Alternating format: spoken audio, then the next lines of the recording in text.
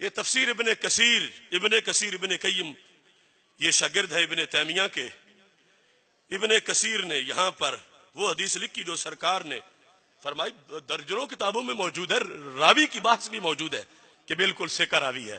سرکار کے ختم نبوت کے مطلب یہ ہے، سنت توجہ سے، ختم نبوت کا مطلب یہ ہے قیامت تک کی ہر صدی کا ہر سال کا ہر مہینہ، ہر مہینے کا ہر ہفتہ، ہر ہفتے کا ہر دن کا ہر گھنٹہ، ہر گھنٹے کا ہر منٹ کا ہر سیکنڈ، اس میں جو کچھ ہونا تھا سرکار دیکھ بھی رہے تھے اور بیماری کا علاج فرما بھی رہے تھے. یہ ہے ختم نبوت. تو میرے آقا علیہ السلام نے دیکھا کہ ایک بہت بڑا فتنہ نجد سے اٹھے گا. سرکار نے کچھ علامتیں بیان کی اور اس حدیث پر میں نے 3 گھنٹے دبئی میں مناظرہ کیا. میرے پاس کوئی کتاب نہیں تھے، ان کے 3 مولویوں کو میں نے کتابوں کے بغیر ہی الٹا کر دیا.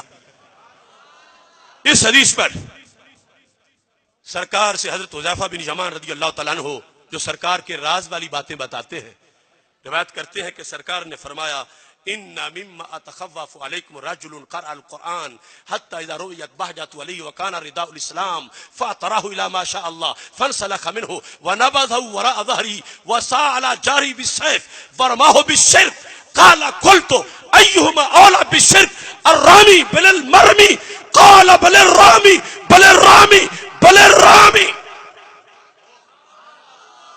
سرکار نے فرمایا مجھے امت پر ایک ایسے شخص کا بھی خطرہ ہے، جن کا خطرہ ان میں سے ایک ایسا. کون؟ ابن عبد الوہاب کی ساری نشانیاں سرکار نے بتائیں اور اس پر میں نے مناظرہ کیا. اور ابن عبد الوہاب کو اس حدیث کے نیچے سے وہ نکال نہیں سکے 3 گھنٹے تک. میرے نبی علیہ السلام نے فرمایا بندہ ہوگا تحریک اپنی چلائے گا قرآن پڑھ کے. اسی سے تم حیران ہوتے کہ قرآن کا ہی تو درس دیتے ہیں. سرکار نے فرمایا کہ قرآن پڑھ کے وہ اپنی تحریک چلائے گا. پھر وکان رداؤہ الاسلام، اسلامی لباس ہوگا اس کا، جبے وغیرہ جس طرح کی ساری صورتحال تھی. حتی اذا رؤیت بہجۃ علیہ، ظاہری رونق داڑھی وغیرہ بھی ہوگی. یہودی نہیں ہوگا بظاہر، نصرانی نہیں ہوگا، ہندو نہیں ہوگا، سکھ نہیں ہوگا، قرآن پڑھے گا، قرآن کی دعوت دے گا. تو پھر کیا کرے گا؟ اعتراہ الی ما شاء اللہ، جب کچھ لوگوں کو اپنی تقریروں سے قابو میں کر لے گا تو اوپر والی کھال اتار دے گا. وہ بھیڑ والی کھال اتار کے بھیڑیا بن کے سامنے آ جائے گا. کیا کرے گا؟ غیب کی خبریں سنو. فانسلخ منہ ونبذہ وراء ظہرہ، قرآن پکڑ کے پیچھے پشت کے پھینک دے گا جسے پہلے سامنے رکھ کے درس دیتا تھا. پھر سرکار کا علم دیکھو، فرمایا وسعى على جارہ بالسیف ورماہ بالشرک.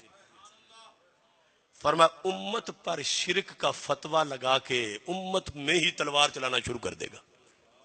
شرک کا فتویٰ، رماہ بالشرک، یعنی مسلمانوں کو جب قتل کرے گا تو کہے گا چونکہ مشرک تھے، ان کا خون بہانا واجب ہو چکا تھا، ان کی بیویاں چھیننا جائز ہو چکا تھا، ان کا مال لوٹنا لازم ہو چکا تھا.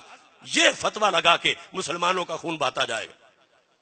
تاریخ عرب میں، تاریخ اسلام میں جس شخص نے قتل و قتال تو کئی لوگوں نے کیا، مگر جس میں یہ ساری عمارتیں نشانیاں موجود ہوں، قرآن سے دعوت، مسلمانوں پر شرک کا فتویٰ، پھر مسلمانوں کے خلاف تلوار نکالنا، شرک کی بیس پہ قتل کرنا مسلمانوں کو، یہ سوائے ابن عبد الوہاب اور اس کے چیلوں کے اور کوئی نہیں. کل کا ابن عبد الوہاب، آج کی داعش، یہ ایک ہی کھوٹے سکے کے 2 رخ ہیں، ورنہ یہ کہاں سے آئی مخلوق. اب ابن عبد الوہاب نے مسلمانوں پر شرک کا فتویٰ لگایا. پہلا بندہ وہ قتل کیا دریا الریاض میں جو مسجد جمعہ کے دن مسجد پر کی مسلح پہ کھڑا جماعت کر رہا تھا. یہ وہابی طریقہ پہلا قتل تھا. 3 لاکھ مسلمان ان بھیڑیوں نے شہید کیے. 3 لاکھ، مکہ مکرمہ، مدینہ منورہ اور طائف کے 3 لاکھ مسلمان شہید کیے. جرم کیا تھا کہ یہ یا رسول اللہ کہتے ہیں، یہ شرک کرتے ہیں. سرکار نے پہلے بتایا تھا کہ امت پر شرک کا فتویٰ جعلی لگا کر ایک بندہ فتنہ برپا کرے گا، اور مرکز اسلام پہ اس نے قبضہ کیا اور وہاں کے ریال مظفر گڑھ تک پہنچ گئے. یہ دیکھو، میں سند کے ساتھ حدیث پیش کر رہا ہوں، جو چاہے گا اس پر مناظرہ بھی کروں گا کہ یہ ابن عبد الوہاب تھا جس کی نشانیاں سرکار نے پہلے بتا دی تھیں کہ وہ شرک کا فتویٰ لگائے گا تو لگائے ہم پہ. لیکن قربان جاؤں سرکار کے علم پر، صحابہ نے بھی کوئی کسر نہیں چھوڑی، فیصلے کروا لیے. آج اگر ہمیں ثابت کرنا پڑتا کہ ان دو میں سے ہم ہیں تیر کھانے والے، وہ ہیں تیر مارنے والے، تو پھر سچا کون ہے اور جھوٹا کون ہے؟ تو بڑی محنت کرنی پڑتی. حضرت حذیفہ بن یمان نے سرکار سے ہی کروا لیا کہ میرے محبوب وہ زمانہ جب آ چکا ہوگا، امت پہ شرک کا فتویٰ لگ چکا ہوگا، لاکھوں مسلمان قتل ہو چکے ہوں گے، تو دو ٹولے ہوں گے. ایک ہوں گے شرک کا فتویٰ، شرک کے تیر مارنے والے، اور دوسرے ہوں گے شرک کے تیر کھانے والے. آپ یہ تو بتا دو کہ ان میں سے مشرک اور جھوٹا ہوگا کون؟ یہ آپ خود ہی فیصلہ فرما دو. یہ لفظ لکھے ہیں ابن تیمیہ کی شاگرد کی تفسیر میں، ایہما اعلی بالشرک الرامی بل المرمی.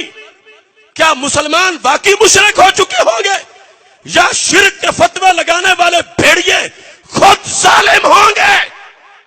میرے نبی علیہ السلام نے فیصلہ کیا، یہ لکھا ہے بل الرامی بل الرامی بل الرامی. اے حذیفہ بن یمان، سنانا میری امت کو کہ جس وقت یہ شرک کے فتوے لگانے والے شرک کے فتوے لگا رہے ہوں گے، اس وقت کی امت کا کوئی جرم نہیں ہوگا، وہ سچے مسلمان ہوں گے. یہ فتوے لگانے والے خود ہی دین کو چھوڑ کے جا چکے ہوں گے.